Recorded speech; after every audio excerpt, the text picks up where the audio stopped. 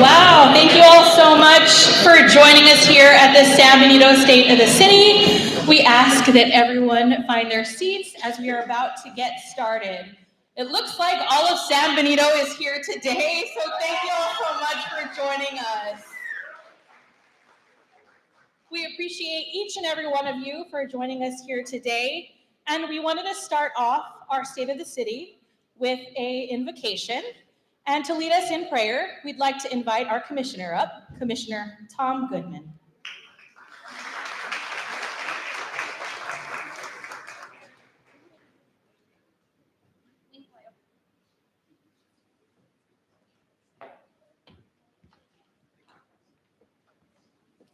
Our Father in heaven, we are so indeed grateful to be gathered here this evening, to be able to come together as a community, to be able to look for, become united in all things that we have ahead of us, before us.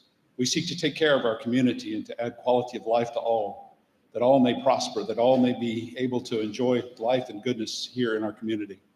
We have a rich history. We have so many things that we can build on, and we seek to begin to do that tonight in greater ways, to be able to help all to realize that we have each other in goodness and righteousness and in truth.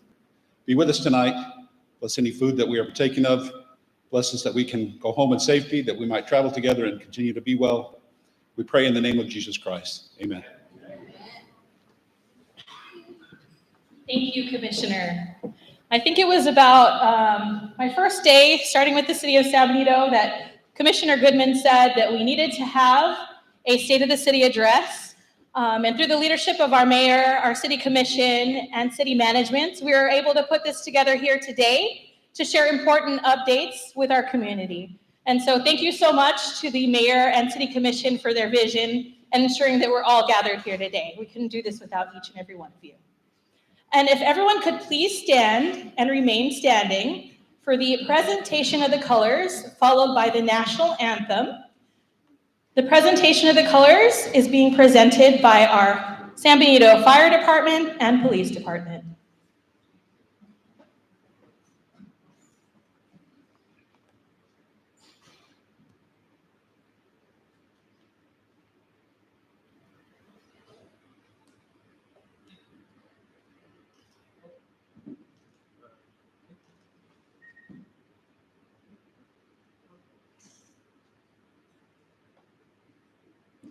I'd like to invite 7th grader Lola Guajardo to sing the national anthem.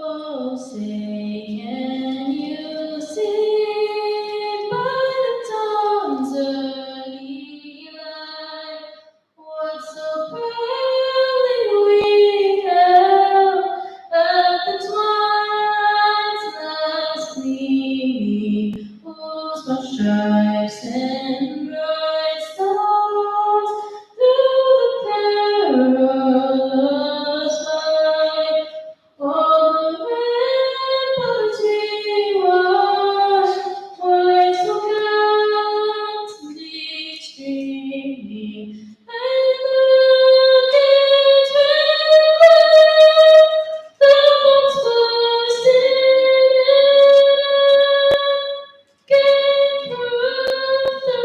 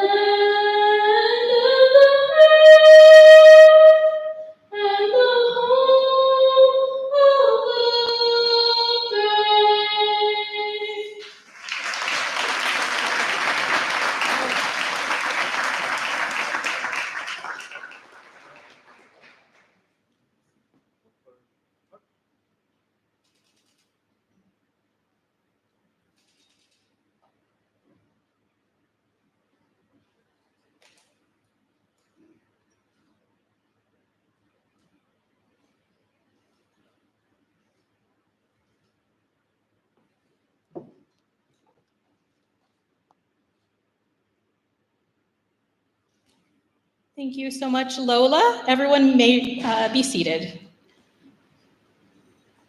So Lola's been singing since first grade. We want to thank her and her parents who are here today for joining us. She was awarded the most outstanding female vocalist for Berta Cavazza Middle School.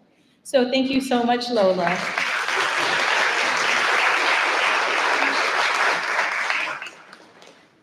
We also want to recognize some of our dignitaries who are joining us here today. Thank you for your commitment to San Benito and supporting us through everything we do. Joining us here today, we have a representative from U.S. Senator Cornyn's office, Ms. Clarissa Castro. We are very honored to have our state senator here with us today, Mr. Adam Hinojosa. And we also have Porter Brownsville Board Chair Steve Guerra.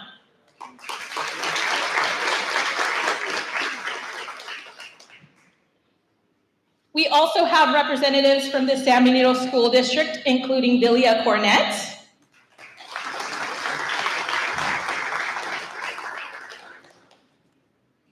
Joining us here today as well is the McAllen Mayor, Javier Villalobos.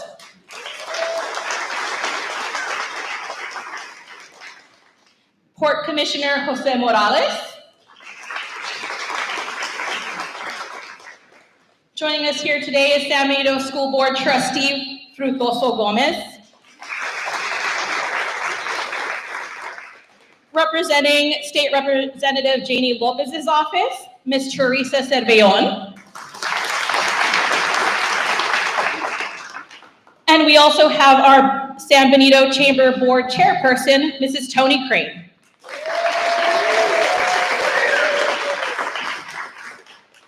And all the other elected officials who may have walked in before this list got to me, if you could please stand up to be recognized. We do want to thank you all so much for joining us here today at our State of the City address. And thank you so much to all the elected officials who took the time out of their day to be here in San Benito.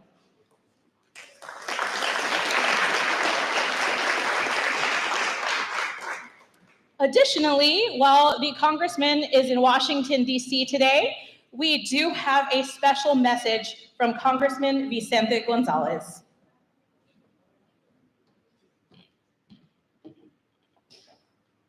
Hello, I'm Congressman Vicente Gonzalez, and it's an honor to speak to you all at this year's San Benito State of the City address. While I'm working in Washington, D.C., and I can't join you in person, I'd like to share a few words. First, I want to begin by thanking Mayor Ricardo Guerra and the City Commission for their strong leadership and devotion to making San Benito a better place to live and do business. Most importantly, I want to thank all of you in the audience. Thank you for being here tonight as we celebrate San Benito's achievement and the future. San Benito is a city rich in culture, history, and innovation. Just this past year, San Benito's very own Freddie Fender made his lasting mark when his hit song, Before the Next Teardrop Falls, was entered into the Library of Congress National Recording Registry, ensuring his and South Texas legacy is preserved for generations to come. As your congressman, it has been a privilege to work alongside you to bring results back home, and I'd like to share some of the great progress we've made together. Last year, we were able to secure over $160 million in federal public school funding to ensure our public schools can continue to develop and serve students no matter their background. Over $6 million of this funding supported the San Benito Consolidated Independent School District to provide students with equal access to educational opportunities and success right here at home. This year, our district's expected to see an increase in these funds with a preliminary funding of over $171 million, including $7.5 million for San Benito. Additionally, last May, we secured grants from the United States Department of Housing and Urban Development, of which $280,000 went to the San Benito Housing Authority to provide safe, clean, and reliable housing needs for our community. And lastly, I want to highlight two community project funding initiatives that I secured for San Benito last year. These include $1.1 million in federal funding for a wastewater and treatment water tank project, which is essential to the people of San Benito, and $250,000 for Cameron County's project to convert a canal into a pipeline. Unfortunately, although the support of these projects, Congress was unable to pass a full appropriations package in fiscal year 2025. However, I'm proud to announce that I was able to resubmit the next phase of this wastewater treatment water tank project for this year's consideration, and we will not stop fighting until we get all of these projects funded. These are just a few examples of what we've done for San Benito. Together, we are building a brighter future, and together we will continue to support the growing needs of our community. So again, thank you for everything that you do. I'm proud to represent you in the United States Congress. Rest assured that I will continue doing my part to support our city's growth and support you. God bless the USA, God bless the great state of Texas, and God bless San Benito, San Benito.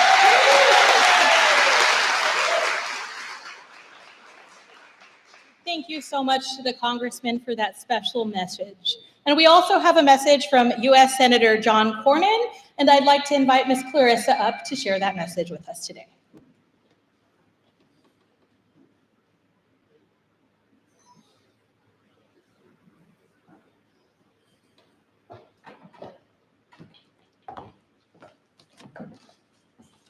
Good evening. First and foremost, thank you to the City of San Benito for the invitation to join you this evening. It is great to be among distinct elected officials, guests, and friends. And Senator Cornyn sends a letter in honor of today's State of the City. And this letter reads, "Dear friends, I want to welcome you to this year's City of San Benito State of the City address. The City of San Benito is a community deeply rooted in its rich cultural heritage. It is the birthplace of the legendary Freddie Fender, a musical giant whose musical talent continues to resonate across the world. The City of San Benito is also known, and it is unique to its resacas, which are an ecological treasure woven into the history of South Texas. Thank you to Mayor Ricardo Guerra and the City of San Benito Commission for your steadfast leadership and vision this past year. Your efforts continue to foster economic development opportunities and enhance the quality of life for San Benito residents. In Washington, I will continue to advocate for the City of San Benito. Most recently, I was glad to announce a new agreement with Mexico on the 1944 Water Treaty, which will provide South Texas farmers and ranchers with long overdue water. I will continue to fight for you to receive consistent and annual deliveries of water, which are critical for the agriculture industry and the well-being of communities across the Rio Grande Valley. Additionally, I assisted in expediting federal assistance to the communities impacted by the recent floods. I was proud to announce the approval of the Presidential Disaster Declaration to ensure that residents of San Benito and the Rio Grande Valley receive critical resources necessary to recover and rebuild. Thank you again for your dedication to make San Benito an exceptional place to live, work, and raise a family. As your senior U.S. Senator, I will continue to fight for the City of San Benito in the United States Senate. Enjoy the rest of your evening, and may God bless you, the City of San Benito, and the state of Texas. Sincerely, John Cornyn, United States Senator.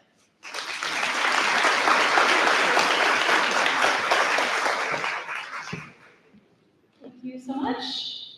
And I know you actually have a plaque to present the mayor as well. Yes.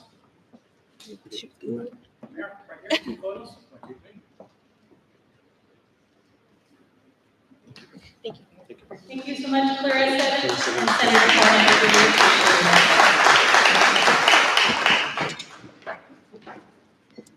And I know our cultural arts department has been working really hard behind the scenes to put together this phenomenal exhibit here at the museum.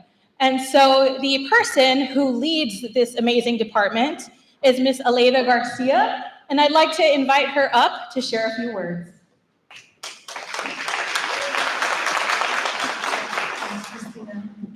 Hello, welcome. I'm really excited to see a full museum with smiling faces. Good evening, everyone. Thank you so much for joining us here at the San Benito Cultural Heritage Museum. My name is Aleida, and I have the honor of serving as a Cultural Arts Director for the City of San Benito. It's a pleasure to welcome you tonight to a very special preview of our newest exhibition, Markers of Memory, Tracing Through the Soul of San Benito. This exhibition takes a meaningful look at our community's past through the lens of the official historical markers awarded by the Texas Historical Commission, a state agency dedicated to preserving the rich history of Texas. These markers do more than commemorate. They connect us to the places, people, and events that have shaped San Benito. Markers of memory reflect on where we've been so that we may better understand where we're going. It's a way to honor our roots and imagining a future grounding in that legacy. This exhibition was thoughtfully curated by our newly appointed municipal historian, Jose Carlos, where, I don't know if you want to wave your hand somewhere, he's out there. Yeah, he's back there. And photography by our museum coordinator, Joaquin Castillo, so he's the other part of the team. Thank you. I'm proud to showcase Jose's work as a part of its ongoing commitment to telling San Benito's story with care and with depth. We're grateful you're here tonight to be part of our State of the City event, and please enjoy the exhibition, and thank you for helping us celebrate the spirit of San Benito.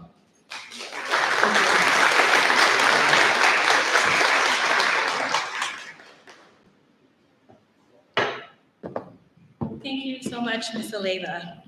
And also, we are going to get to the fun part as well. That includes our presentation, but also food will be served momentarily. We also have some beverages for you all to enjoy that are complimentary. So please help yourself. We do also want to encourage everyone who is standing in the back. We do have a lot of open seats right now, so please feel come and take a seat. Table 9 is completely open, and we do have other seats up here. So please join us and take a seat here as we begin the program.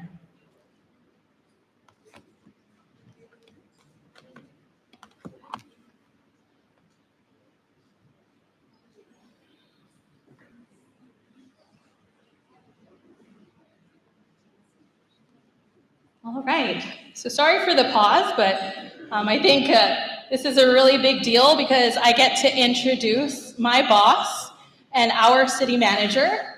I don't think he knows this, but my first day here on the job in San Benito was November 8th, and that was the day that my father passed away, and he loved San Benito so much. So my mom's here as well, and my aunts and family. And so I just wanted to thank him for giving me that opportunity. And I think it means so much to actually start on that day because I think I'm where I need to be in my hometown.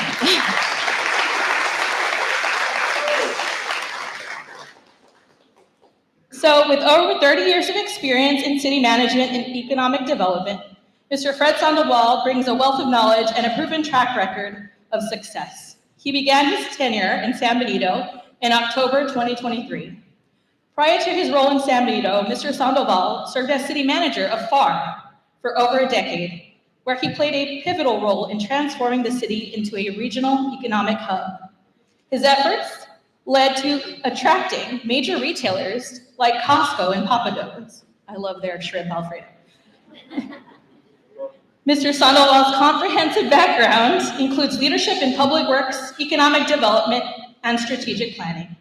He has also held executive roles in both the private and public sectors. Since joining San Benito, Mr. Sandoval has focused on revitalizing the city's infrastructure, growing community engagement, and leveraging its strategic location to attract new businesses. He has initiated programs like mobile city halls for all to connect directly with residents. And he has been instrumental in discussions with regional partners to enhance economic opportunities, which they will share all about in a bit. He recognizes San Benito's rich potential and is dedicated to unlocking the future potential for prosperity of our community. So please help me welcome our city manager, Mr. Fred Sandoval.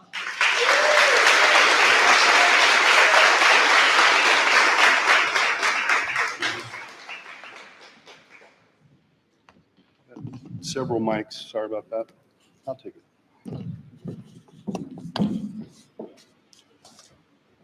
So, a year and 8 months. Thank you, thank you. As I look out into the crowd, I remember we had my inauguration here when I came in and had the meet and greet for the city. And we had it here at the museum, and I remember looking around and, there were so many people that came to support me that were friends, but also so many new people that I had never met before. And one of the things that strikes me is that in that period, all those folks, I look out right now and I recognize everybody. Everybody's a friend now. Everybody's become a colleague. Everybody's become a supporter. Everybody's become a comrade in arms because we're fighting this fight together. And I want to thank you all for welcoming me here, for making me feel at home, and letting me make my mark here in San Benito for you all. So again, thank you so much for that. Thank you. The other thing, I'd be remiss if I didn't thank the staff. Obviously, I want to thank God for bringing us all here together. Everybody's happy, healthy. Hopefully, we can have a good meeting and a good opportunity to share what's happening in San Benito. It's a great time to be here, folks. But I want to thank the staff because Aleida and all the folks that put this thing together, Christina, Diana, everybody else, and I know I can't name them all because it's just too much. But the fact remains is that we can't do anything here without a team. And they put this thing together. If you see this mobile exhibit here, this is it. This is the history of San Benito in one room, basically. And it makes you understand, at least visually, what this town has to offer, what this town has had before, what it is now, and what it can be in the future. It can be the center of economic development, of growth and prosperity in Cameron County. And I've seen it in the Upper Valley, and I know what I recognize here. And this is it, folks. This is our chance. So again, I'm glad y'all are here. I don't want to stand between you all and your dinner, but we're going to get this show started. I want to recognize my elected officials, my folks that actually support me, the folks that brought me here, the folks that voted for me to come to be your city manager. I'd like to start with Mayor Pro Tem Pete Galman.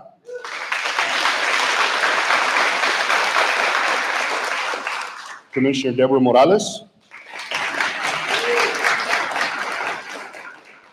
Commissioner Tom Goodman. And Commissioner Jose Navarro, which I don't think he's here, but he's here in spirit with all of the other elected officials. But he'll get here as soon as he can. And of course, obviously, we're here because we've got an opportunity to share the good news. We've got a big surprise for y'all at the end. Actually, we got a couple of big surprises. So get ready for that. Hang on to your dessert. But enjoy the food, enjoy the bar, but also enjoy what we're going to be sharing with y'all today. The man of the hour, the person that, again, leads the city, provides guidance, and has been an opportunity of a lifetime for me to work with him. He's got the biggest heart I've ever seen in any elected official. He leads by example. He just loves San Benito, and you just can't help but fall in love with whatever he's fallen in love with. So without further ado, I'd like to introduce your mayor, my mayor, Ricardo Guerra.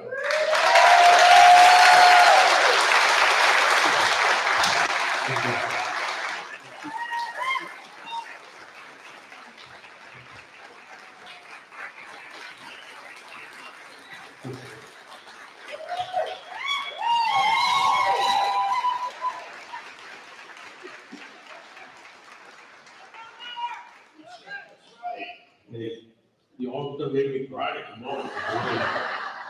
When you go back, you take it back, okay? So we're gonna do things a little differently. It's gonna be a little Q&A.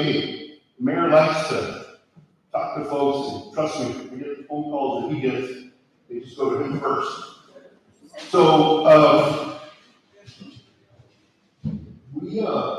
You know what, go ahead. there's two people out there sitting, please, there's a lot of chairs, chairs over here. Please take a seat. Okay? If there's another way, there's some food being served, please, there's chairs only, please come over. All right, and again, this is my point, always looking out for somebody. He wants everybody to be comfortable, everybody to be happy. So, we started off trying to get a pulse from the community about what the concerns are, and, you know, it's not too hard. So, we wanted to start off with some of the questions that were brought to us by our community. Obviously, you know, we can't share all of them because we're short for time. But, I think that it's important to know that even though your questions aren't being aired, and we are going live right now, we're trying to take this to all the community. Obviously, we want to make this a city event, folks that understand what's going on, because a lot of times they're intimidated to go to City Hall. They're intimidated to go to city meetings. They don't know exactly what happens at City Hall. So we want to give them a little taste and so you can understand what's happening, what we're doing to work for them. Again, I'm just humbled and thrilled to be a part of this, and I'm glad that the mayor and the commission gave me this opportunity. So the first question was from some. Yeah, can you give me this? Sure. Before we start, I know that, again, I'm sentimental partner, but my wife, that's what I'm out here, stand up. She's here to support me. The time that she told me, well, I don't think you should run, I said, well, I don't care. I told her, I'm sorry, I don't care. I think I want to run for something with the city. She has been my biggest supporter. I mean, through thick and thin, she's had the same hits, almost the same hits as I've had throughout the years. But I just want to thank you so much. I love you. I got my sisters also, and I still have my dad, my mom, which is sitting on board.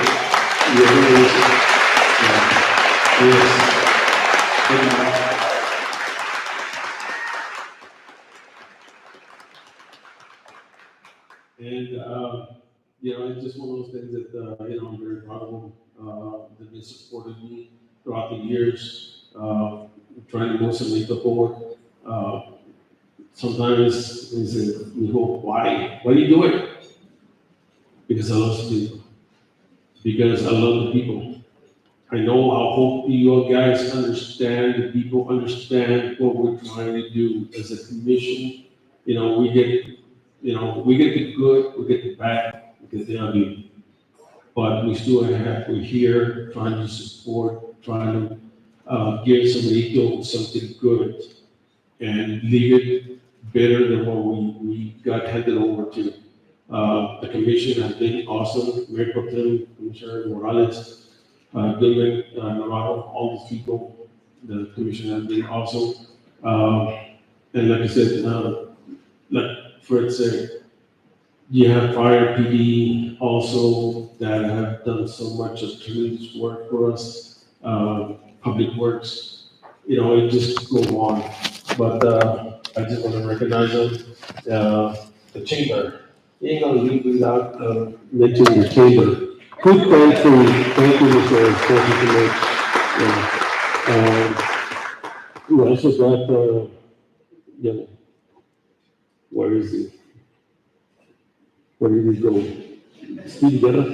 Oh, he's here. He's here? Okay. He was here. Well, he better be here. He better leave.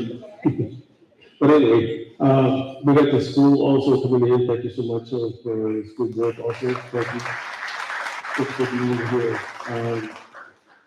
We do have His lights are so bright that he blinds me. But anyway, again, we want to know something before we have. But when Fred told me that we're going to do, the state of the city, I was saying, Fred, I don't want it. Come on, you do it. He goes, no, we're going to do something different. Okay, and you see in other cities they give so much, but the thing is, that's something. Okay, Fred told me, he said, no, I'm going to be with you. We're going to do it. Both of us we're going forward, and we're going to move forward, and we're going to give the people what they want, transparency, and that's what we're going to do. It's going to be question and answer, and we want to show you that we don't have nothing to hide. We're here for the people, and that's the most important thing. And so we just want to do that. Fred, thank you so much for doing. Honestly, I didn't want it, but he said, no, I set the date already. He said it, okay? He set the date, I didn't. I didn't have nothing to do with it. But, yeah, he picked me into it, so thank you so much. That's what we have, a city manager that looks for the future, that wants to move something forward, and the heart is there also. So, Fred, thank you. Have at it, sir. We'll move forward. Let's take the show the road. Thank you, Mayor. Just a few highlights of things that have happened here that under Mayor Guerra's tenure, because again, it's really hard for him to pop his own collar, but, we have to do it for him. So, he's a humble man. He doesn't really like the limelight, but he's in it now. So get ready. And we got a couple of surprises for you again, Mayor. So under Mayor Guerra's tenure, and of course, with the help of this commission, just providing good financial stewardship. San Benito received the GFOAs, and that's the Government Finance Officers Association, Excellence in Financial Reporting, every year throughout his tenure, 22, 23, 24. I know Stephanie's here for, our CFO, and, thank you, Stephanie. Percy. There she is. Thank you so much. It's a big accomplishment. I mean, this is a national organization that, gives our audit to and all our financials, and, they don't give these things out lightly, and, we're getting them every year in a row, and it's almost starting to be a habit, and I'm running out of spaces on the plaque, by the way. We're gonna have to get a new plaque. But that's something that doesn't happen by accident. It's intentional. It's what we're here for. City government, for most part, moves slow. It doesn't move fast enough for anybody, especially when you compare it to the private sector. But again, city government, like state government and even the federal government, was set up to move like that on purpose, so that when you make those decisions, when you're looking at the financial aspect of any decision these folks make, it has to be, is there money for it? Is there financial assets for that? Is it legal? I mean, we're not gonna do anything that's illegal, right? And then more importantly, and this is where it gets a little sticky, is, how's the politics of it? Is it really gonna work with the majority of folks that are taxpayers? And those are hard decisions to make. That three-legged stool doesn't happen all the time. And every decision that elected officials make, unfortunately, doesn't always go at 100%. There's always going to be people that are going to second guess. There's always going to be citizens and outsiders that are going to think that they could have made a better decision, or they could have done this differently. But at the end of the day, these folks are here. They don't get paid. It's a thankless job. The mayor, the commissioners. It comes from the heart, and they're volunteers, and they're here for you all. You all put them in office, but they keep themselves in office. So again, property taxes have been lowered from almost 73 cents down to 70, and we may be going a little lower if the Mayor Pro Tem gets his wish. We have regular budget hearings. We're starting budget right now. We'll make sure that they're inclusive so that we provide the services that need to be provided. We're a small town, but we're growing, so the needs are growing. You've got all the issues that every city has, plus all the cities that are growing city, all the issues that a growing city has. And so again, the audits have always come out clean. They've always come out with unqualified opinions, which is the best you can get, and that's what leads to the GFOA recognition. Infrastructure and public works. I mean, we took on several decades of deferred maintenance on streets. We paid, I don't know, probably. What was it, I've got the number here. Hang on a second. 16 miles or something? We've done, streets is, hold on. We've done 135 blocks in county. So a normal block, it's a lot of streets. Folks. So this has been driven by the mayor, the commission, and again, just to put it in perspective, we're not contracting that out. We've got 2 city crews. The crews are doing it in-house. We're buying the materials, probably saving anywhere from 30 to 40% versus using a contractor to do it. So that makes our dollars stretch further. That provides us the opportunity to pave more streets. Health and recreation.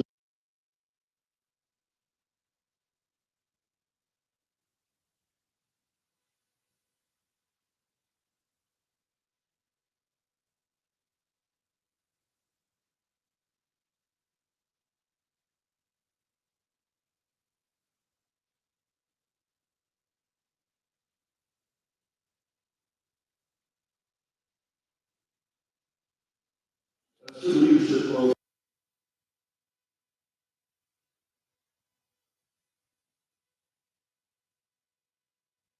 And again, thank you so much for everything you do for the citizens of San Diego.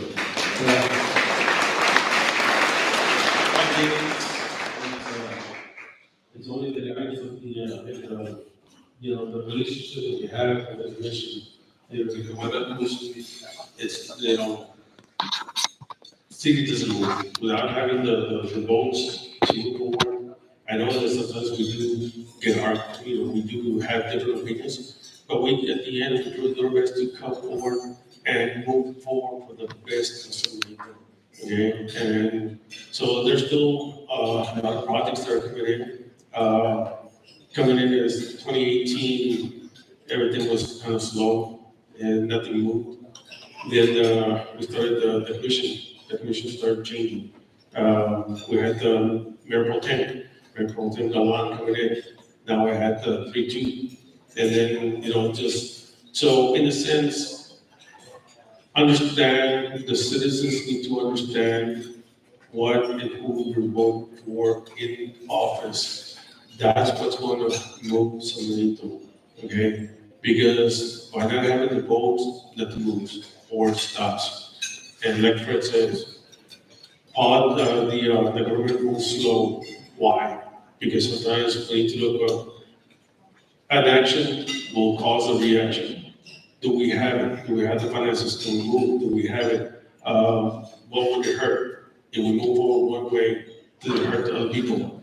I mean, understand, there's always something behind a decision that we make. And that's why sometimes it takes 2 or 3 agenda items by the time we get it right. But we're there, again, to do what's right for the people. So, Thank you, Mayor. All right, so first question, parks and community spaces. What park improvements have recently been implemented and what upcoming projects or enhancements can the community expect in the near future? So again, we've got a video. We let each commissioner take a particular subject and or topic. We're going to be airing that video for y'all, but just to put a little bit of this into perspective, since I've been here and been working with the mayor, we've done several park improvements and they're going to continue. Falligan Pavilion, Falligan Park, that had been kind of sitting around. We had CDBG money for that. That pavilion is up and running. In fact, I saw Father Joe today at lunch, and he still thanking me for that pavilion and wants a few more things from St. Teresa. Yes. So again, another friend that I made here, a great part of the community and helps a lot. And So he's thankful for what we're doing in that area. Lambert Park, restrooms, we're doing restroom facilities there, much needed. Kennedy Fitness Court that we did, we recently had the ribbon cutting court.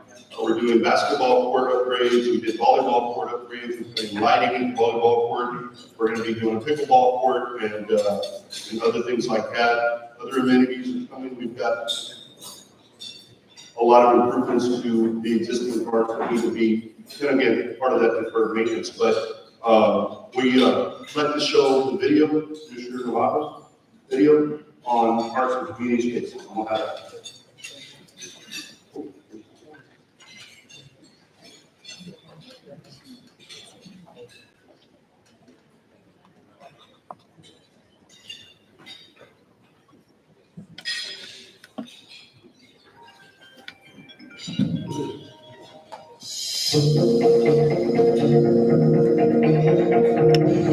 I'm Joe Navarro, your city commissioner here in San Benito.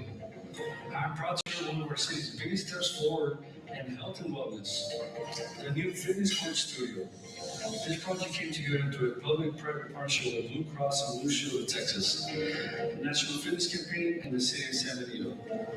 Together, we created a free space where anyone in our community can come to move, build strength, and feel better. Research shows that consistent physical activity, even just a few minutes a day, can help prevent chronic disease and improve our quality of life. This court isn't just about fitness, it's a tool for better health, open to everyone, every day. And now with the free fitness court app, it's even easier to get a workout in. This court was built to grow with us, from community challenges to local fitness classes. They're arted by local artists, there's room for yoga, Zumba, or whatever gets you moving. But our commitment to community wellness goes beyond the court. Our city is working on a Parks Master Plan, a community-driven effort to maintain and improve our green spaces and parks for generations to come. We're also launching a partnership with Protect Our Nation's Youth, or POMI, an organization that brings efficiently sanctioned baseball and softball leagues to communities like ours. As part of our commitment, our team resurfaced and maintained the baseball fields at Skokie Park and gave the parks a fresh coat of paint to create a more welcoming space for our players and families. We're planning to invest even more in Skokie Park in the coming months as we continue working to grow our youth sports and create more opportunities for our kids right here in San Benito. We're also expanding parking along the second trail by an independent parking. This will make it easier for families and visitors to access the trail. Plus, you must have noticed new lighting at the volleyball court area in Kennedy Park, allowing folks to enjoy their games even after dark. These lighting upgrades, along with ongoing maintenance and improvements, are all part of our plan for success in San Benito. Looking ahead, we're also planning to stage and building new restrooms at Landrum Park, an important aspect that will greatly improve comfort and convenience for all our park visitors. This is just the beginning for San Diego's improved commitment to wellness, recreation, and the quality of life for our residents. We're proud of how far we've come and excited for what's next.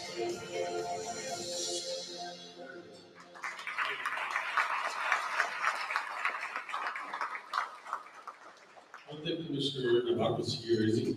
Not here? But did a great video, so. He did. Spirit is here. Mayor, Anything you want to add to parks? just remember, the people in San Benito, when we have the City Hall for All, people told us or asked us, what do you want to bring? What are you going to bring? So we're going to turn it around and say, well, what do you want? And so that's how we started getting, more ideas of what the people want from this. So the fitness board, you have our group, our team that comes in and say, oh, I know we can bring in, where's Jenna? Yeah, she's the one over here. The Jenna one and so, hey, Rick, I can bring, we'll hook up with Blue Cross Blue Shield and we'll bring it in. Yeah, all right. Those are the professionals that we have, the team that are on our team.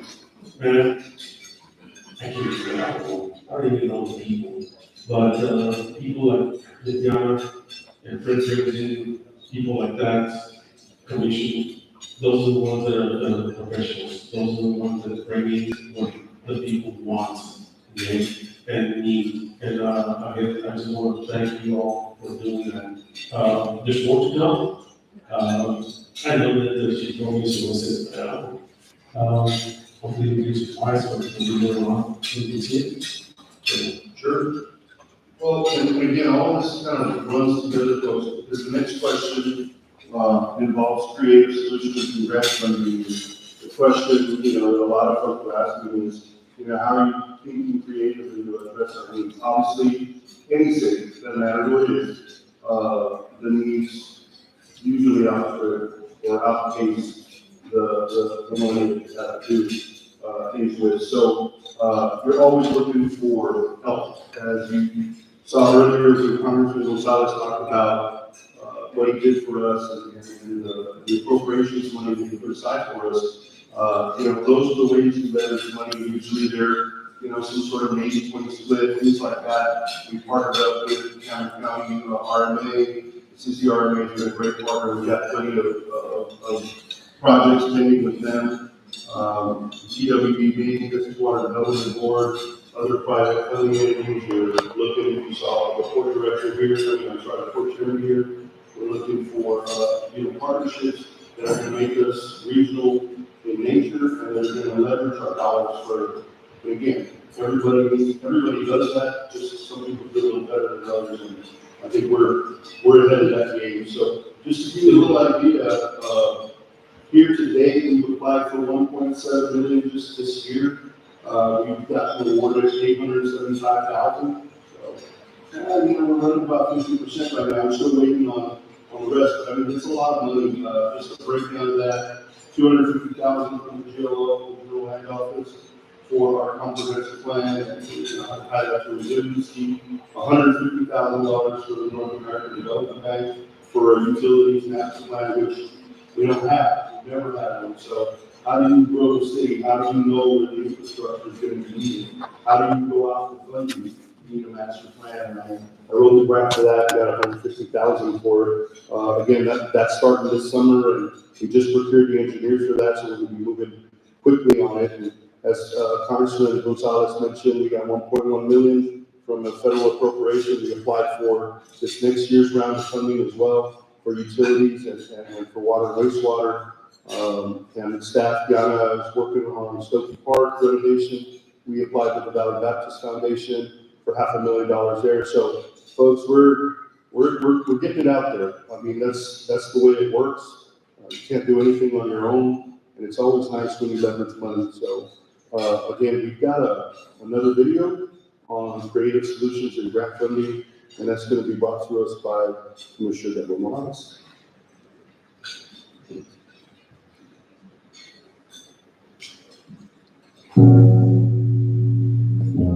Hello, San Benito. I'm Commissioner Deborah Morales, and every day I'm inspired by the progress we've made together. I'm so proud and honored to share that the City of San Benito has applied for over 1.7 million in grant funding, and we've already secured more than 875,000 from those applications. That's funding going toward real improvements in our community. Through grants, we've supported critical programs like the CDBG initiative, bringing in 342,000 in relief for families. We secured 60,000 through UT Help for health initiatives and 50,000 through the National Fitness Campaign, matched by 170,000 in city funds to invest directly into the health and wellness of our entire community. We've also received a 3,000 summer reading grant to support literacy. Our police department has been awarded several reimbursement-based grants, including 21,000 through the DEA, 146,000 from Stone Garden, and 20,000 through the Lone Star Grant, all to strengthen the safety of our community. Our fire department is actively pursuing over 844,000 in funding to upgrade equipment. But grants don't just provide funding, they represent valuable partnerships. Grants encourage active community involvement through programs, outreach, and collaboration. As your commissioner, I am committed to continue to seek out and secure grants that will benefit every corner of San Benito, from health and safety to education and recreation. Together, we're making lasting improvements in San Benito. We gotta continue to bless San Benito.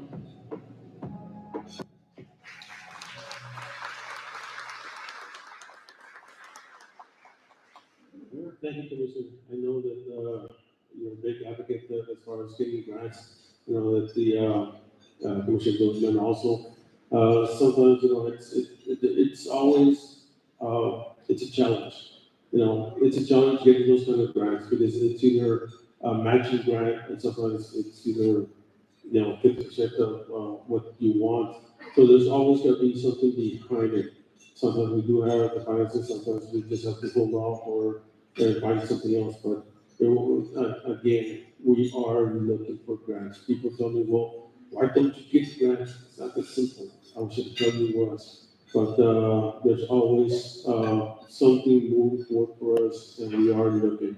Okay, and you see what the progress that when we do get it, we move forward and bring good things to some people, if you all. Thanks, Mayor.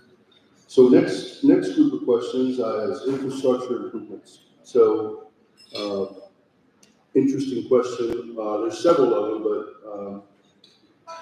first question is, why are some potholes only partially filled? Hey, it's a real question. I didn't change it. I have to be true to the process. So why are some potholes only partially filled? Is there more durable patchwork or other repairs as an option? Okay. Well, to understand a pothole, it's a failure in the road.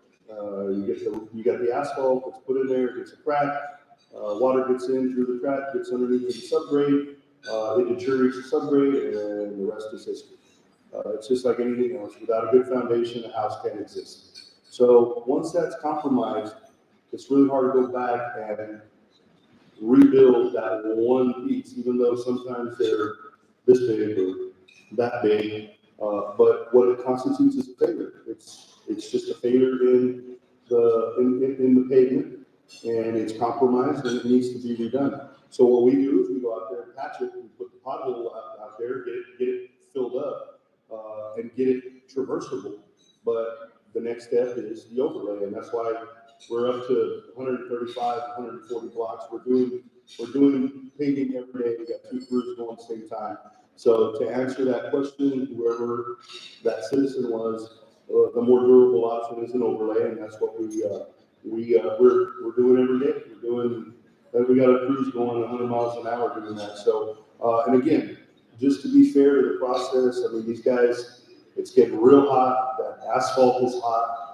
It's not easy to manage that. So, they're out there paving the streets, but the whirlwind stops for no one. We've still got other things happening. Anytime there's a rain event, and I know we had a pretty massive one here recently, any rain event, and you trigger all the potholes all over again, and I'm sure everybody knows that. But it's not unique to San Benito. It's not unique to the Valley. It's not unique to Texas. It's everywhere. But our job is to try to keep up with it, and that's what we're here for. So another one is, who's responsible for maintaining roads near Fun and Sun RV Park? So y'all know that one. Zillock Road is one of your old Army Corps of Engineer roads that were concrete pads. They have them, Army Corps built those all over the place. Some of them became FM, farm to market roads. We have them all over South Texas. Those concrete pads wear out over time. The base that they sit on gets compromised, and they bubble. I mean, we've got very expansive soil here in San Benito. The plasticity index is very, very high. Anytime there's water, it expands. Anytime it gets dry, it contracts. Well, that contraction and expansion moves these things around. So a lot of people think that those things are solid, and they're not. They move, and Mother Nature is somewhat of a serial killer. So we have to contend with her, and God bless her. But so again, Zillock is another example. We've got a burgeoning partnership with the CCRMA, and we're looking at a potential project with them to tie into the I guess that connector that's coming back to 509 from Sunset Strip. It's usually from the frontage all the way to 509. So you're talking about almost about 3 miles. So honestly, we can't afford it. There's no way to afford 3 miles of, asphalt to be able to do that. So we reached out to the county and helping us out. They stated that they will. And so it just, now we're talking, okay? There's other projects also. Is that gonna be for later or we can see it right now? Mayor, this is your show. You say it whenever you want. Okay, Stinger, okay, Stinger Road from Business 77 all the way to Business 77. That's gonna be redone, okay? It's coming. It was supposed to have started last year, but somehow because of the funding, they had to move it up to hopefully this year.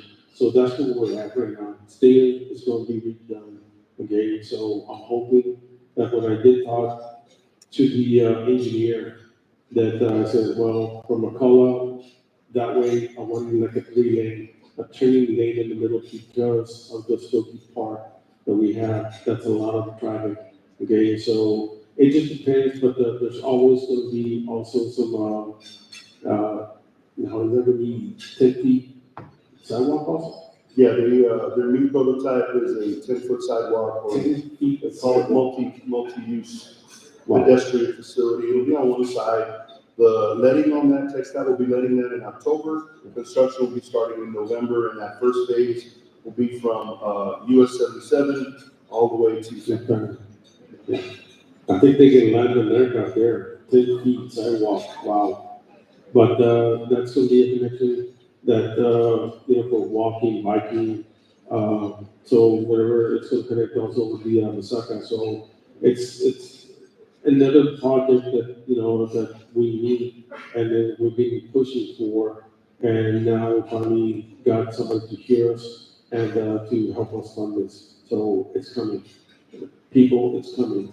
I mean, there's more projects coming, but that's, that's all we can tell you, that we're doing our best to move something forward with this. So, Williams Road, same thing, they'll be doing some improvements on that, another 10-foot sidewalk on that. There's a lot of major arterials that are gonna be, part of our CCRMA, but again, it benefits San Benito, so, we have our car share, we pay for it, we pay our share, and, together we do more. That's the way it works. that's the way we can do it.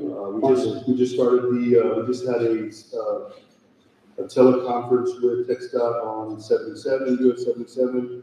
It's still a couple of years off, they're gonna be widening it, they may be putting in some medians, don't hold it against me, that's a state project. Just wanna say that for the record. A lot of businesses don't like medians, but TechStop does because it's a safety issue.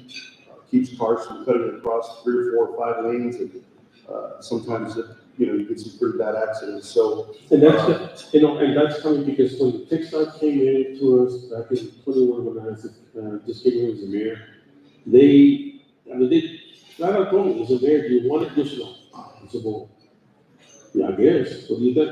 They said, well, Mayor, let me put it this way, TechStop is willing to do this. If we reject it, any accidents that happen, any death or anything, it's on the city. You reject it, it's on the city. That's why, again, please, it's not because we're saying, well, we're gonna do cement, medians on the center, just for the heck of it. That's what TechStop said, that's how it's being designed, and we just move forward on it. That's what, so we're just supporting it, to bring it in and make it safer for some people. That was the whole reason why, that those 100 millions are gonna be held or be placed on there. Again, like I said, they'll kill us, we're just messengers, that's what they want, that's what they recommended, and that's coming. so one of the first parts of that 77 improvement is the bridge right there at the Osaka. And one of the things the mayor had been pushing at the MPO was a tunnel to cross underneath. And congratulations, Mayor, you got your wish.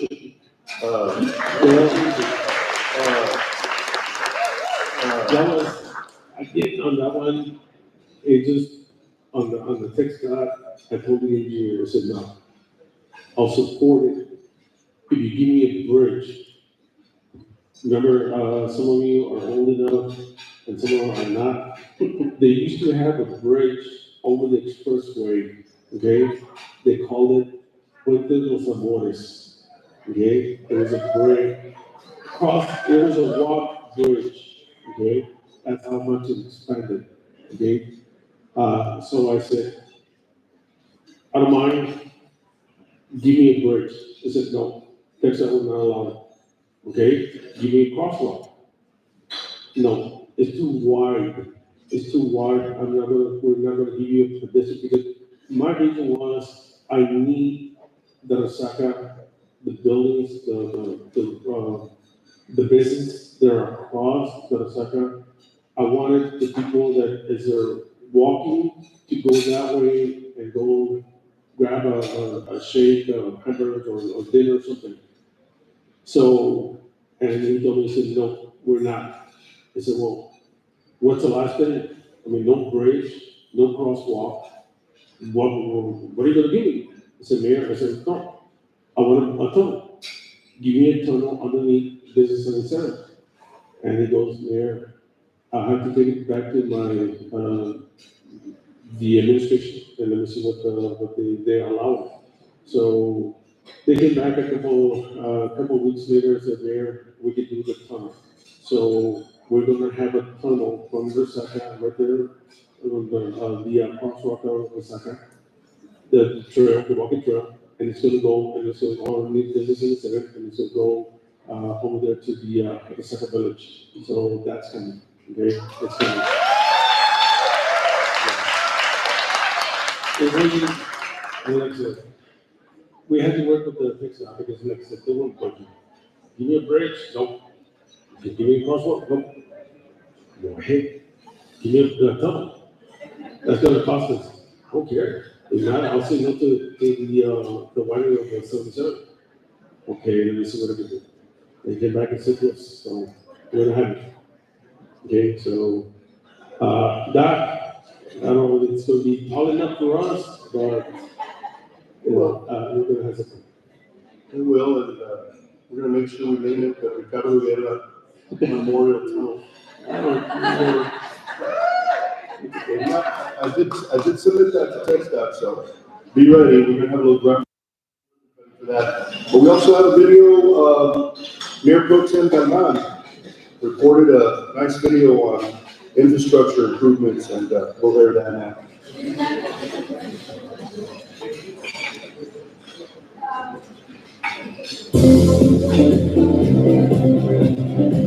Hello, friends and neighbors. As your city commissioner, I want to highlight an important area where we've made real progress.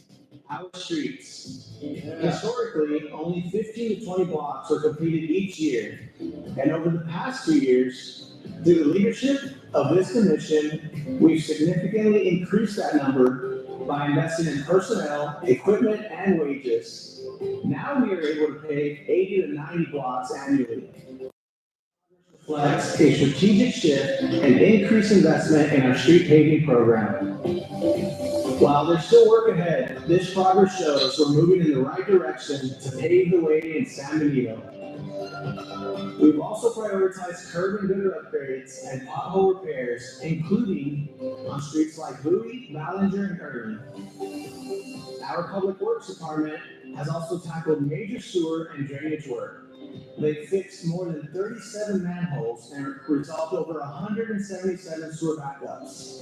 Preventative maintenance and equipment upgrades keep everything flowing behind the scenes. We've been smart with our resources too, refurbishing a vacuum excavator instead of replacing it, saving the taxpayers about $300,000. The vacuum excavator is now being used to maintain and clean storm drains throughout the city. Cleanups are also making a visible difference. Our neighborhood cleanup events are averaging nearly 8 tons of debris collected, keeping debris out of our roadways and out of our drainage system. We have also installed a generator at the Erminia lift station, an extremely crucial investment that keeps wastewater pumping even during power outages, helping prevent sewer overflows and importantly, protecting public health. The team also continues street sweeping, brush removal, and debris clearing along major roads, including East Stanger, Robertson, and San Houston.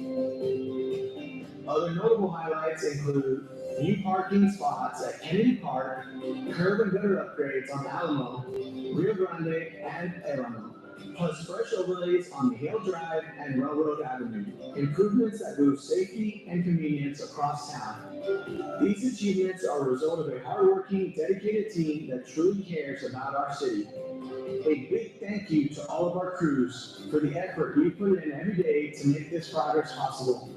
On behalf of the City of San Benito and the City Commission, we want to thank our community for allowing us to prioritize our street paving program. Let's keep momentum going as we build a San Benito that's stronger, safer, and ready for the future. One street at a time. Adelante, San Benito. What about that? Yeah. Just remember, our engineer, well, he's a electrical engineer. Al, was this? He's whatever he wants. Yeah, whatever he wants. Al's a fixture. Yeah, that gentleman has put in close to, I think it was the 6 generators, diesel generators throughout the city. Not only in, lift stations, but also in the buildings. That gentleman has done a tremendous job. Just remember that sometimes, most of our base, buildings didn't have a generator. So when the light would go out, we didn't have any power. Okay, so now in certain areas, certain buildings of the city, we do have power. Generated by the diesel generators.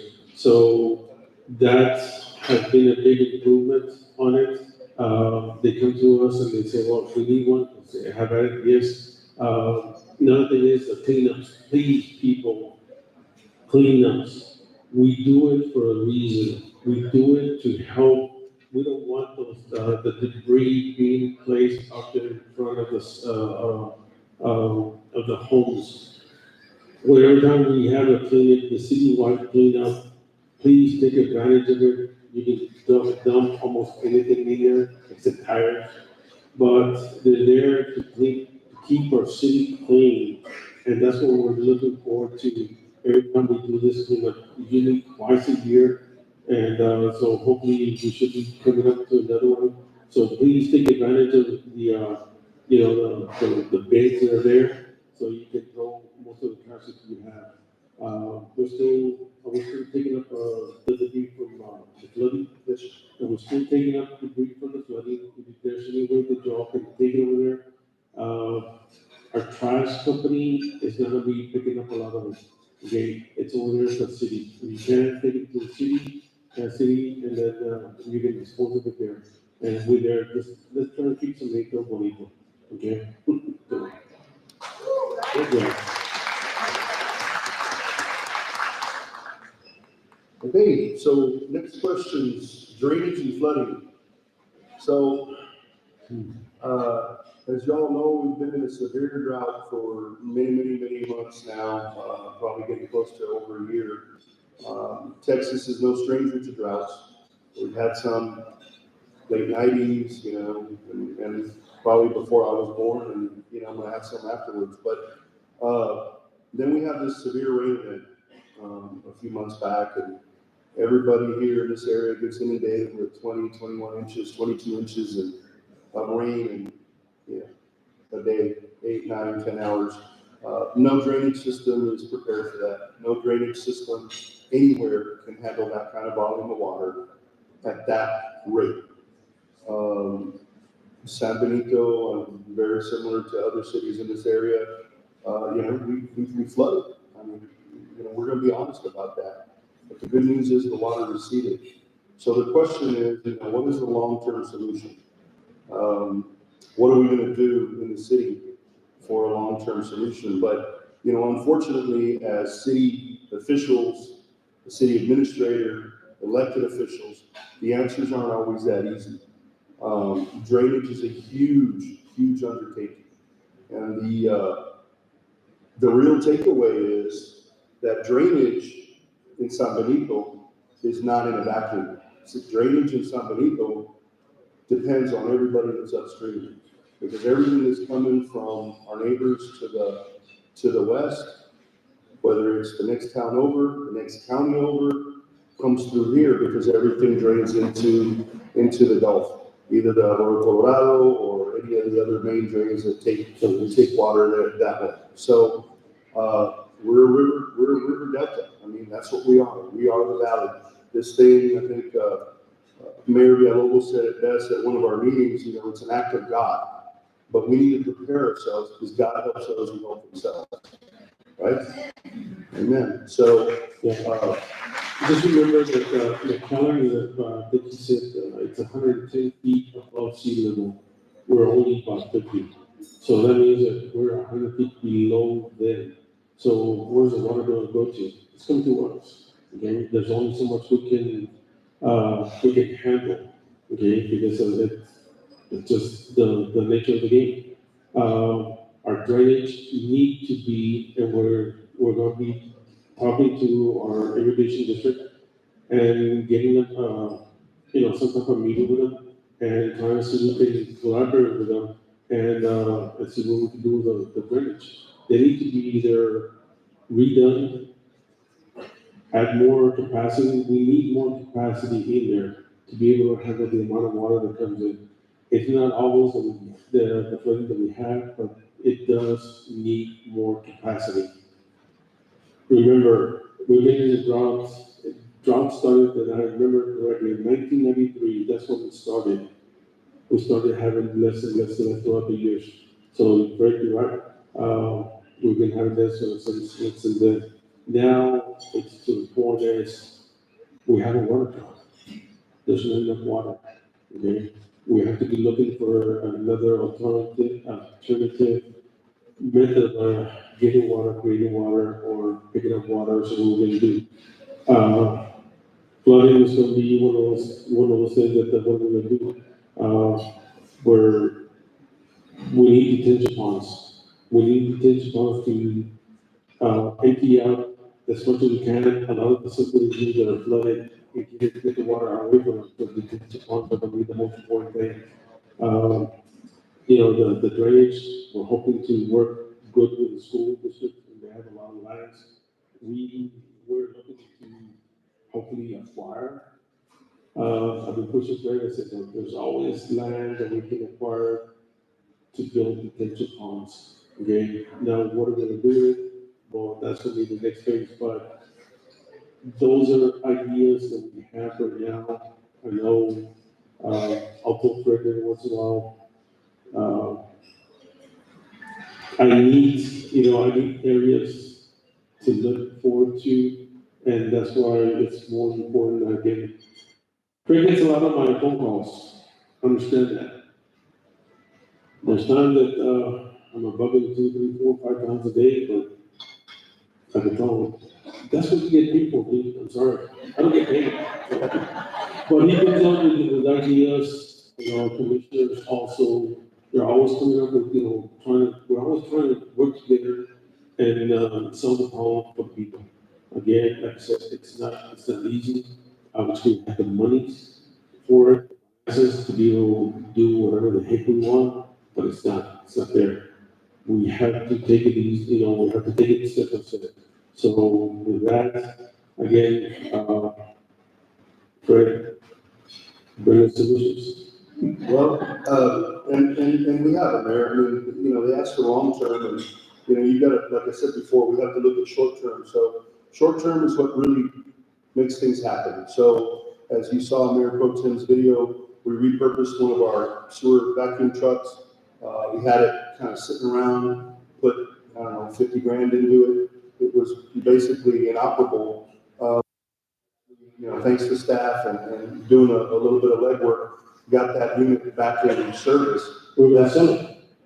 Well, that predates me, Mayor. Yeah. I wasn't going to sell it, Yeah, but the mayor, I think, and these folks wanted to sell it. But, it's a great opportunity to create a full-time drainage crew. That's one thing that Mayor Pro Tem There's other cities that are doing that, and I don't mind, copying other cities that are doing good stuff.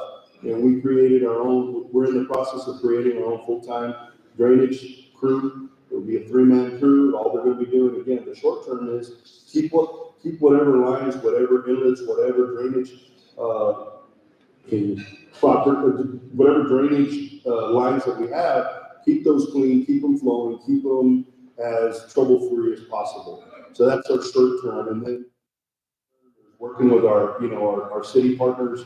Obviously, the city has a lot of land. We scheduled a meeting with the irrigation and drainage district to look and see where there may be some overlap with not only their drainage facilities, but how it was affected by the recent rains. We've got a great model of where that water went, how that water rose, and where it actually affected people the most severely. So with that model, we can go back and talk to them about creative solutions, because again, we, just full disclosure, we don't own those ditches. We don't have authority over those ditches. It's the drainage district, and those of y'all that pay your taxes know that. Y'all pay that tax. That's a separate entity from the city. A lot of folks don't realize that, but we have to work together because they serve the same people we serve. And, I think the real art is moving forward together to make these decisions, and good decisions that are going to give us the most capability and the most capacity in our system. So the midterm would be working with them. The mayor mentioned adding capacity to the ditches that we have in the city. We've got a good map of where that water and all that drainage issue was, so we can work with them. Those are kind of our high priorities. But you add capacity, you reprofile them, you make them wider, you make them deeper. They carry more water. That means water that they carry is less water that's in the streets. And that's part of a short to midterm solution. He mentioned detention facilities. Regional detention facilities, they're pretty common in the upper valley. I mean, they have some here in the lower valley. It's just areas where you've got green space, whether it's park, whether it's school district property. You detain water there. You retain water there, and it keeps it off the street. And the rest of the time that it's not raining, you're using it as soccer fields. You're using it as a walking trail. You're using it as baseball fields.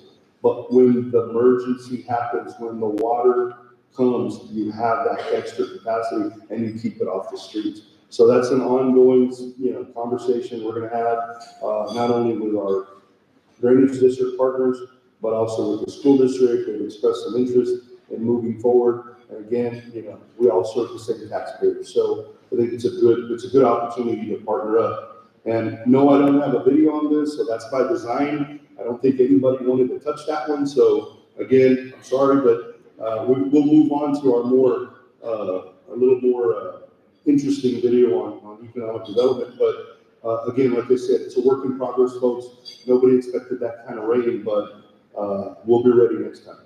I guarantee you that. Okay.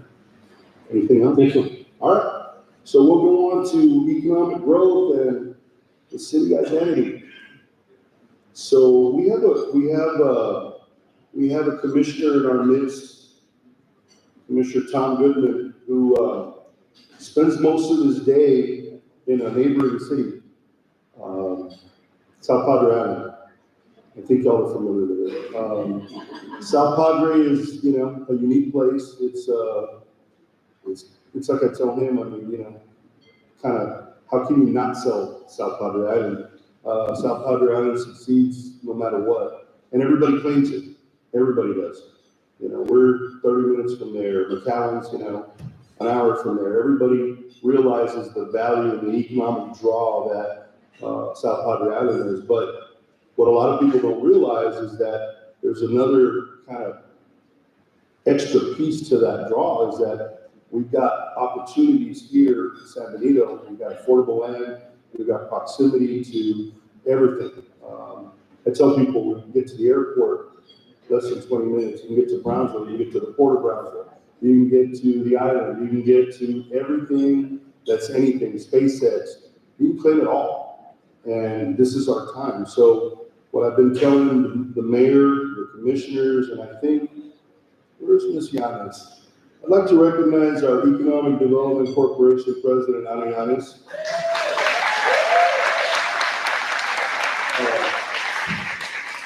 She's been a big supporter of what we do at the Economic Development Corporation.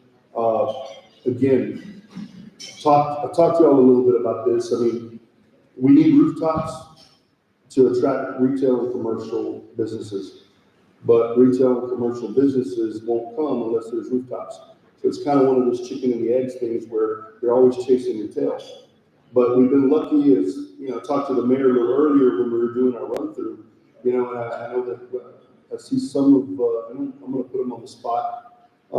You know, there was when I got here, one of the first things that hit me was that there was a lot of apathy from our development. I guess our development folks in the area. And I come to find out that there was projects that had been shelved since 2018. You know, I just couldn't understand that. I couldn't understand why we had a viable project, something that could change that part of San Benito, and nobody would move on it. And I understand why there was, you know, there was some issues involved with it, you know, whether it was the past administration, my predecessor, or whatever. But moving forward, you know, I sit with these folks, and all of a sudden they're energized. All of a sudden they're excited. And some of these are going vertical. Okay, and I know Mr. Contreras is in the back over there. Pues yeah. Thank you for being here, sir. Okay. Cody Stewart. Thank you, sir. He's one of our bigger developers here. That's what we do, one of business service, all that, that's it. Yep. Okay. San Sebastian. Again, a little bit, not to put you under the gun here, but how long did you shelve your project, sir? 7 years. Thank you. So what made you start it up again? The management. Thank you. I swear I didn't plan it. You just sat perfectly where I could see it. But this is the thing, folks. I'm pro-development. The mayor's pro-development. The council's pro-development. And this is what we do. We want to make this place developer-friendly, not only for retail, residential, but even secondary, tertiary, industrial. That's how it goes. When you send that out, developers, site locators, they talk. They know. They know when a city's not developer friendly, and they know when it is. And we're putting out that message. We're making sure people know that we're open for business. Part of that is how do you? Well, thank you. I'll let you get it. So, By doing that, Fred, you know, I know that, and I told Fred in the past, you know, that was one thing I said, I need a one-stop shop, in the sense that when a developer comes in, he comes in asking what I got, this is what I want, and I'm believing, I'm hoping that he's gonna give it to us, a place, a building, that once you come in and you want something, you don't leave without just a one time. You come in and you get, and by the time you leave, you're already certified with what you got, and you're very all your good. questions are answered. All questions are answered, and you say, yes, this is what I want. That's the thing, one of my biggest gripes of what we have right now. I don't want to see that, and I told Fred in the past, a lady with a 3-month-old baby coming in, going from one building to another because we don't have it, okay? And then in prison, oh man, I could have killed somebody, honestly I could. But it's still in the works. The building, I believe it's coming, I'm gonna push for it. I believe that most of the commission also is doing it, and they don't want to see that no more. I think Mayor Hogan, I think you went through it, so you weren't that happy also with it. But, you know, it's so the business that we're trying to get, I know we got the police over there, you got the player Rick over there with the construction also, doing also projects. You got some Patel over here, Sam, even a child for me. But we're trying to support what we have. And I think they're thinking about this business that's coming in. Please understand, I know, look at what happened the last couple of days, here in Toledo and throughout the valley. I think one of the mayors, something up very good. Now is the time that this happened with the raids, it's gonna hurt cities.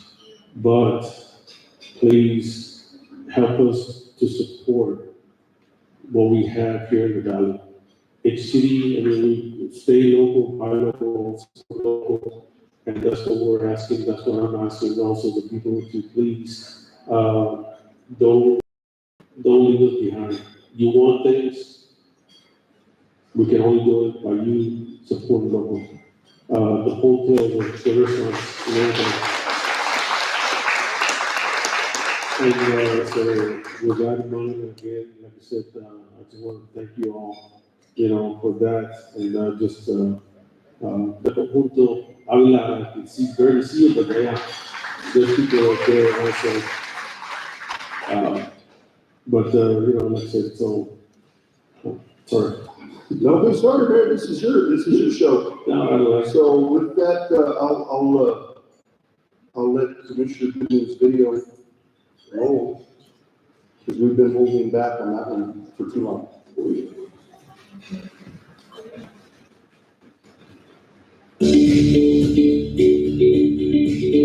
I'm Commissioner Tom Goodman. Thank you for allowing me to serve you in this capacity.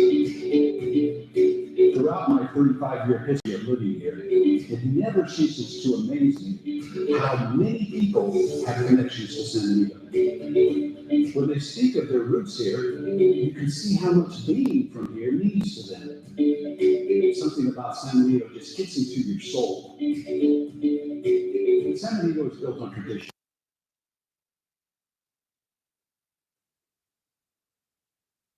Fireworks. From the timeless music of Conjunto and Tejano live legends that performed at La Avenida and the rooftop of the Aztec building. We have Freddie Fender, Ray Alvarez, Bobby Morrow, and others pathetic for putting San Benito on the world stage. At home, our family roots run deep. My wife, Nelly Garza, class of 78, is a third-generation San Benito. After 35 years together, we now have a great-grandchild, a sixth-generation San Benito. I know that many of you can tell similar stories. Commissioner Garland won't stop. Stories like the spontaneous pachangas at Pio's house. Pio, how many meats can you cook at one time? All of them, of course. Las Vegas, Mexico. We are a city that honors its roots and celebrates its roots.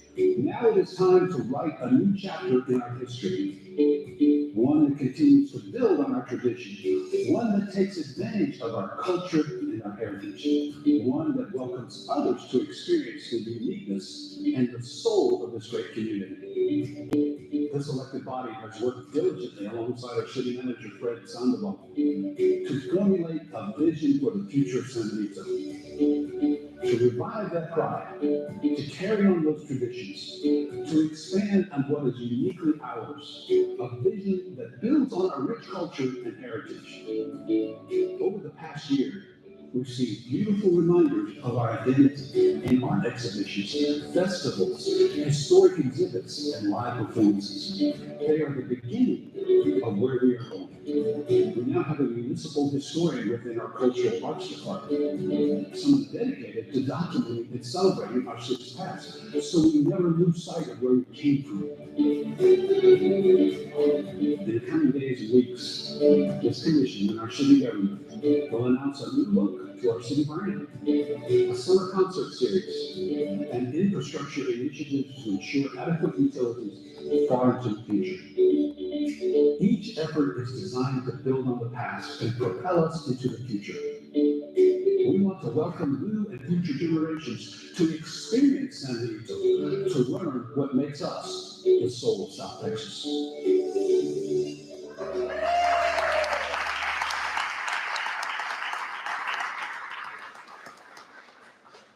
Not bad, not bad. Well, That's a hell of an actor right there. yes, sir, yes, sir.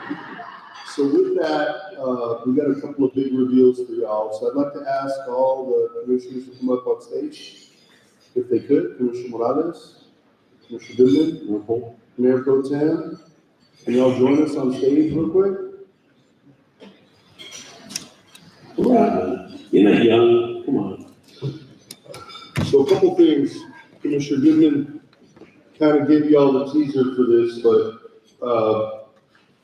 we want to move into the future. I know a lot of folks are really proud of what's history of San Benito, and, you know, I can't help but, you know, feel the same way.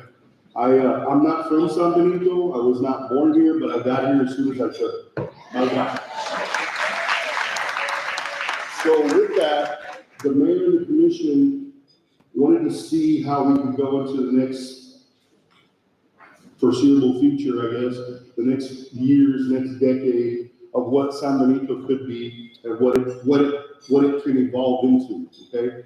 So we hired a firm to come in and kind of poll everybody. We've had meetings, we've had interaction with staff. I personally had sent this thing out to a lot of my new friends here in San Benito, and again, thank you. Some of y'all are here, some of y'all aren't, but everybody, almost to the person, loved it.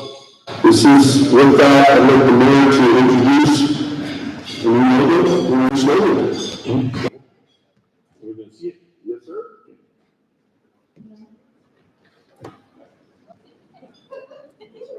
You are the warm welcome your heart is searching for.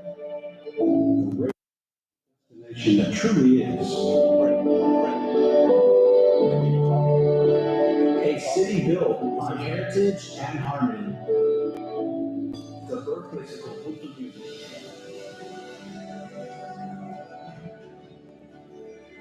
Home to writers, musicians, and artists. And generations of viewers and dreamers. They're proud of our history, our community. A timeless and beautiful place.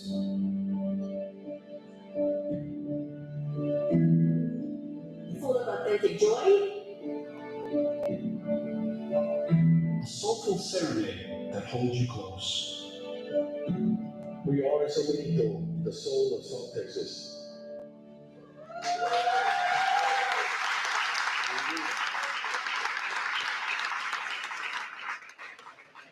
So we're gonna be unique in the sense, and I'm gonna let these folks talk because I know they're dying to.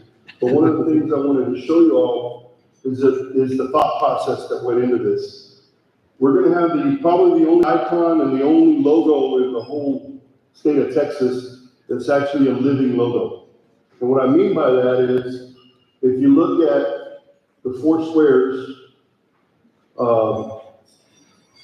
that's kind of the first snapshot, represents, you know, the wildlife, the state. That's actually a musical note, in case y'all can't figure it out. I myself am tone deaf, so I didn't know what it was. I thought it was Mercury's, you know, winged foot or something.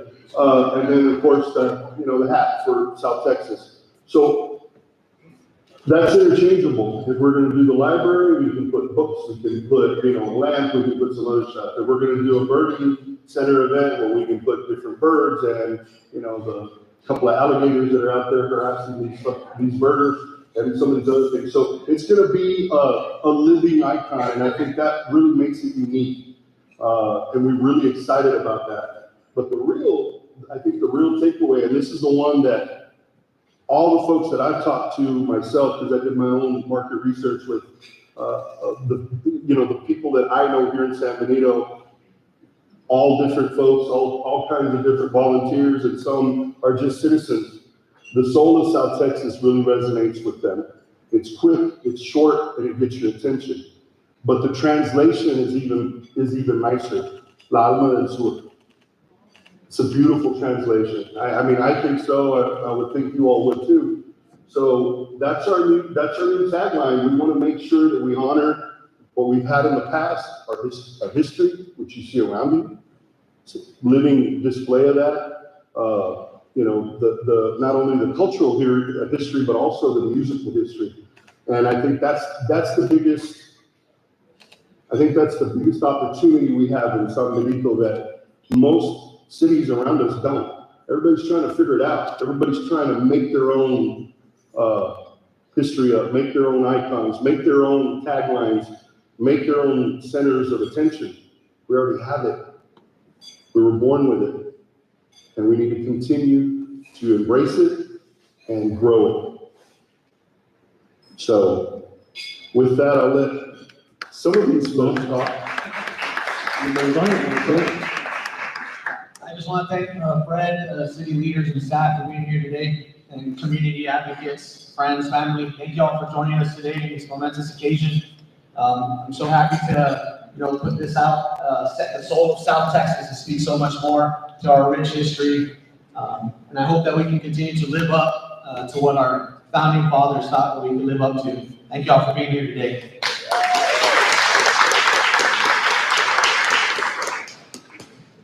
I want to tell just a quick story here. You've seen a lot of Fred tonight, and well, him to see, of course, but we love him. I have to pick on him. When we were fortunate enough to get him as a board when we were looking for new city managers. And I had the great pleasure of being on that panel with him to attract him to this city. And we remember after we interviewed him, a couple hours later, we had interviewed several of them.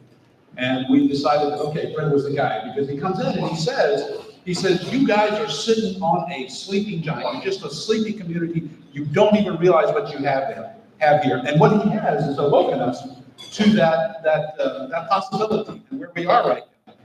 We got him on the phone, and I'm going to do something I don't usually do, a little bit of curse word. And we told him, Fred, when can you start? He said, I can start anytime. I said, great. Get your ass here on Monday. That's a true story. Ladies and gentlemen, we are so happy to have you here. We're glad to have you here. Really look forward.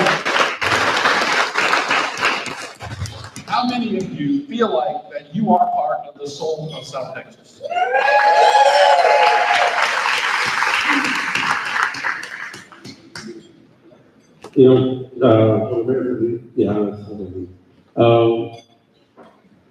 With all this, that we've been doing, we've been trying to do, okay, we just wanted, I know, Frank had told me, he said, maybe you gotta do it. I honestly said, let somebody else do it. But the main thing was, with all this, we wanted to be transparent to the residents, to the people, to our citizens of San Benito. That's what has been, the most important thing to all of us, being transparent. Our finances, anything that we do, we're trying to be transparent. We're not hiding nothing. Please understand that. And with all this, to me, at first, when he said he wanted to change, and I think it was Commissioner Goodman, I go, Goodman, they're gonna hang us, dude. They're gonna hang us. Osaka City has been here but just remember, Osaka City is not going away, okay? It's not gonna be put away, it's not gonna be put up to pasture, nothing. It's here to stay.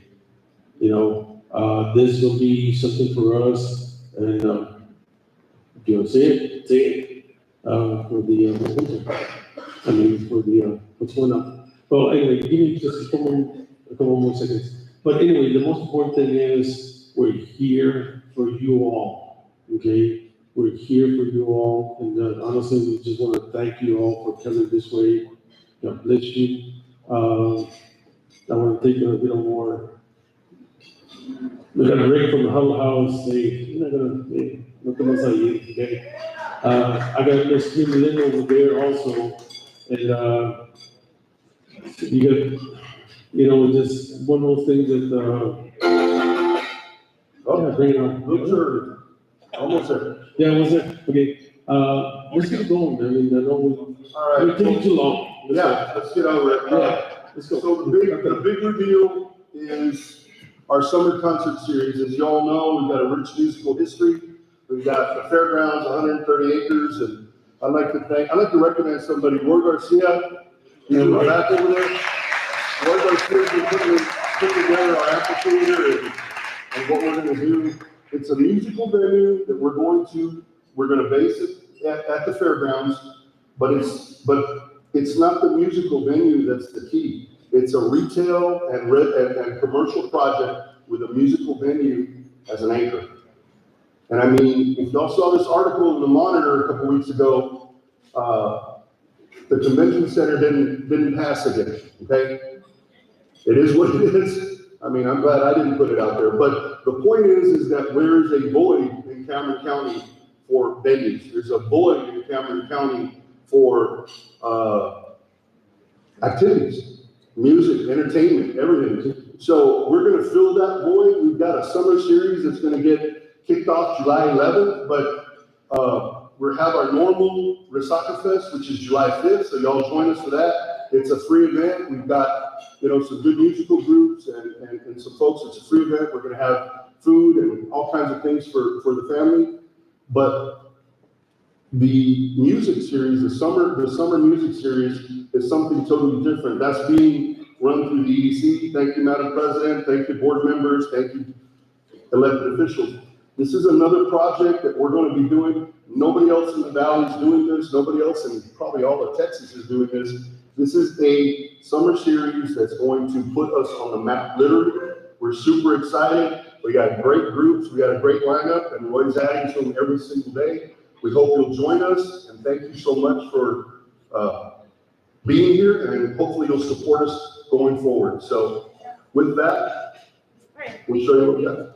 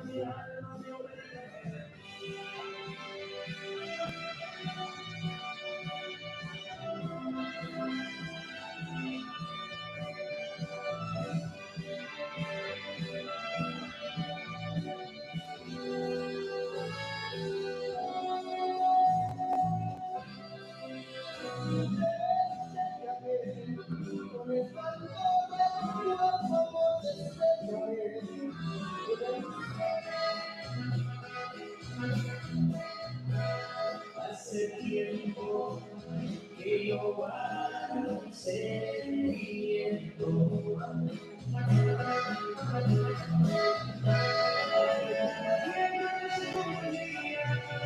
No puedo olvidar, es imposible dejar de hablar. La copa está muy dentro de mi corazón.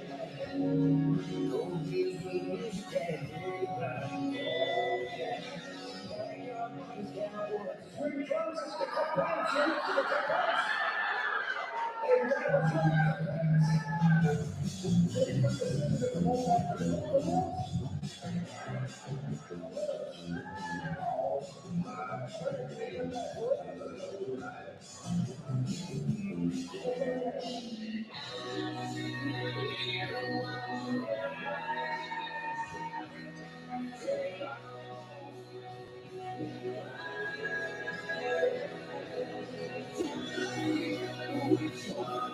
can use a thank you, a high five, I'll take a pat on the back. At this point, I'll take a thumbs up. That's all I need.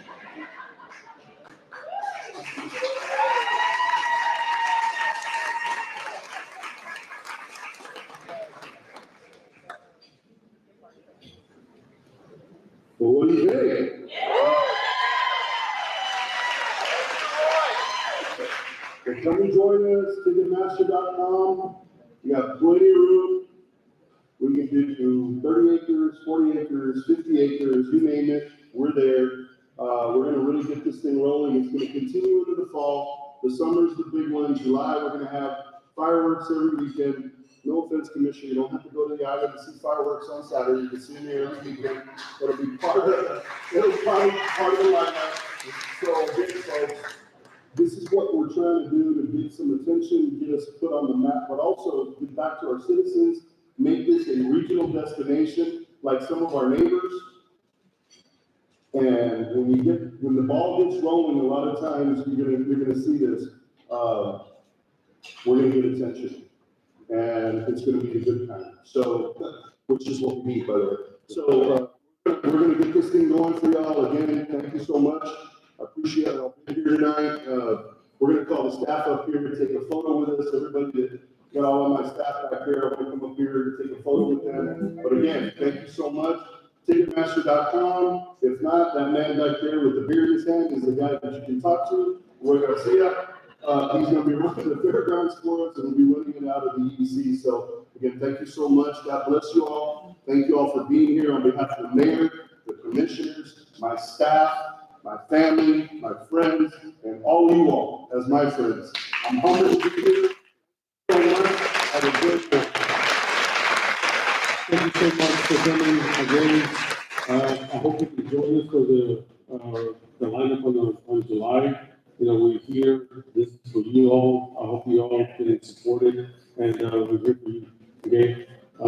Mr. Drake, thank you so much for coming in. Ms. Bolau, I see you now. I'm sorry I couldn't see you, but we got another Cortez, he's hiding there too. But again, we have so much coming. To bring it to you. Thank you. God bless you all. Everybody get two photos. What's your drink?